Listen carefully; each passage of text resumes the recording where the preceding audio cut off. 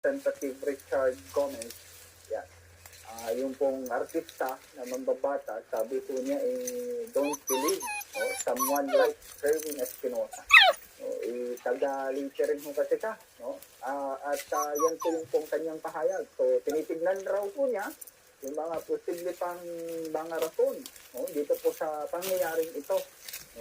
Sabi ho naman ho nito pong nasabi pong mambabatas. Kung matatandaan ho ninyo, nagtamo ho ng injury sa kanyang braso.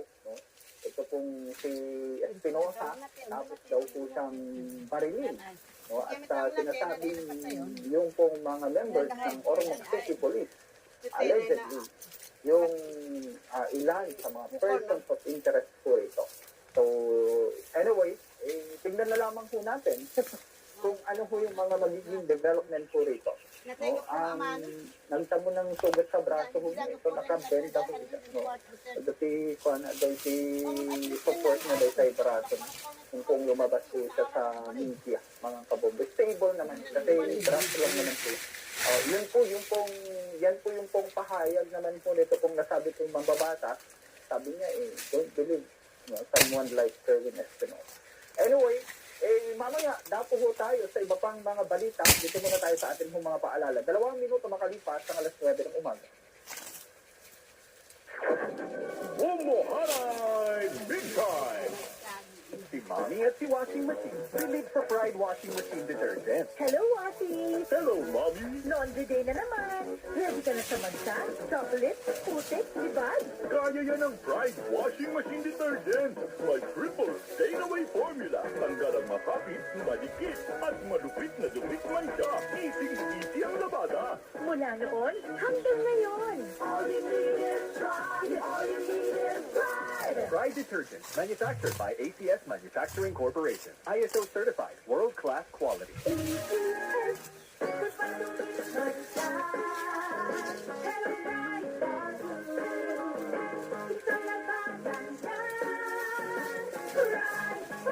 Pride Bar Blue with powerful stain-away enzyme. Malupit magtanggal ng dumit mancha pero di masakit sa kamay.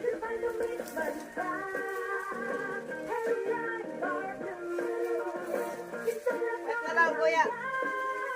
Tested ang common products sa mancha malupit sa kamay mo, mabait. Pride Bar Blue manufactured by ACS Manufacturing Corporation. ISO certified, world-class quality. Manipot, number 1, Mars Dishwashing Base. Tanggaling-galing mo.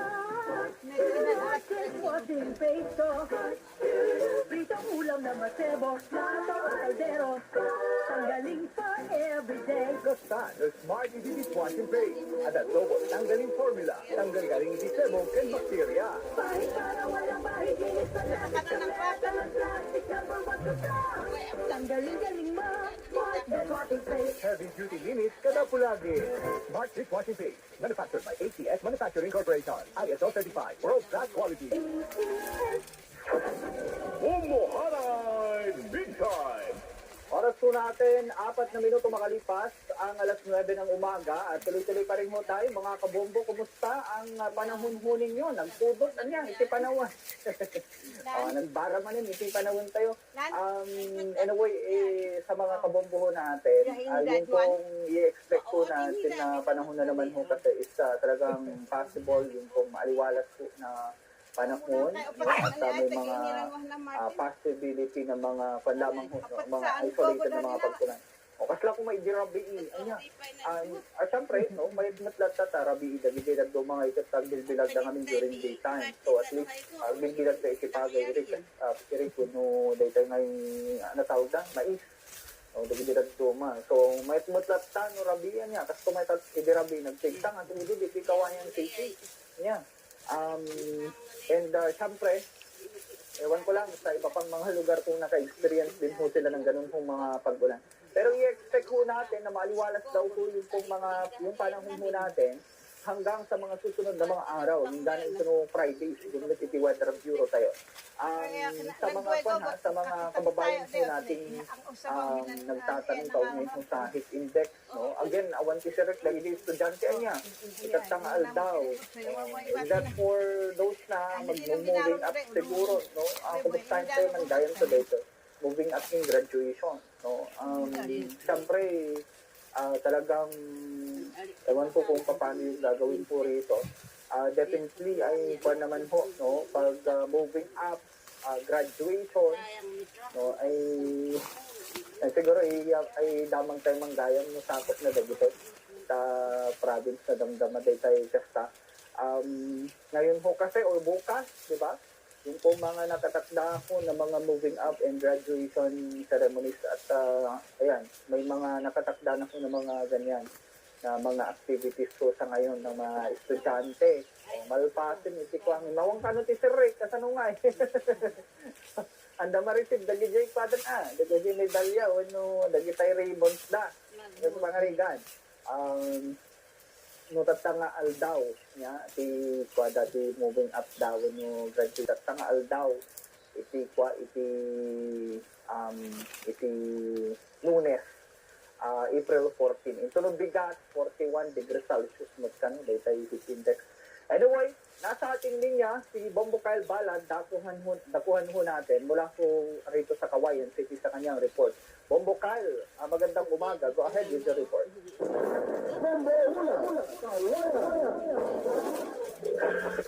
Yes, Bombo Kevin, magandang umaga at live tayo dito sa bayan na nagiging sa tela at kanina at nagaling din natin ay dyan sa Bureau of Internal Revenue. At bukas na nga, April 15 na ang itinakdang deadline ng Bureau of Internal Revenue sa mga pagpabayad o sa mga magpabayad ng income tax return para sa mga taxpayers.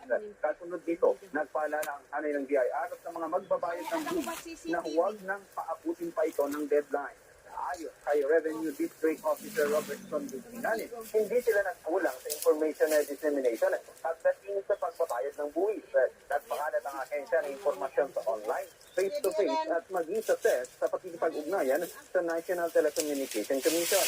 Saad niya, wala sanang rason kung bakit mahuhuli o lalampas sa itinakdang deadline ang pagbabayad ng income tax return. Sakaling lumagpas sa deadline, mapapatawan ng taxpayer ng 25% ng multa mula doon sa nakatakdang babayaran niyang income tax.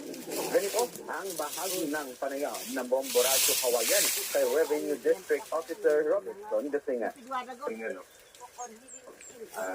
Information and dissemination regarding this deadline ang pagpapile at babayad ng ating 2024 annual income tax return ending December 31, 2024. So, dapat yung income natin ay ng taxable year 2024 ay dapat na i-file na natin ang ating annual income tax return. Pero doon sa hindi pa nakapag-file, meron pa tayong few days left kasi April 15 ang ating deadline. Ito yung penalty na maaaring kaharapin pag hindi po nila na-meet itong deadline. Kung mali kayo at hindi nyo na-beat yung April 15, meron kaming yung ini-impose na penalties na una yung 25% charge based doon sa kung ano man yung kailangan mong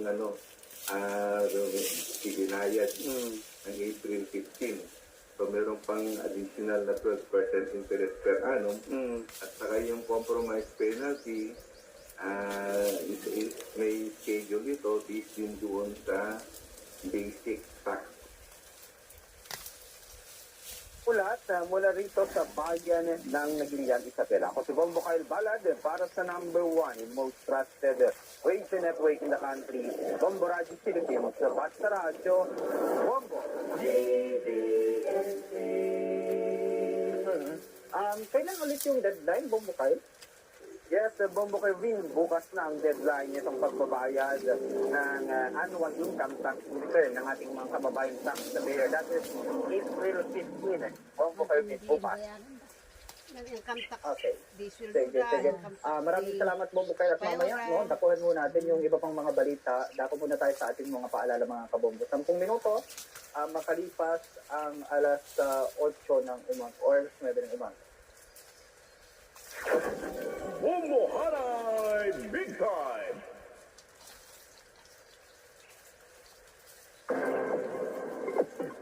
Stop the drop Use your power to save and conserve water. Sa paglilinis sa bahay, bakuran at sasakyan, huwag gumamit ng water hose sa paglilinis ng hagdan o sidewalk. Ito ay kumukonsumo ng hanggang 50 galon ng tubig sa loob lamang ng 5 minuto. Sa halip, gumamit ng panlampaso at timba. Huwag din gumamit ng water hose sa paglilinis ng inyong sasakyan. Gumamit ng timba at basahan. Get involved.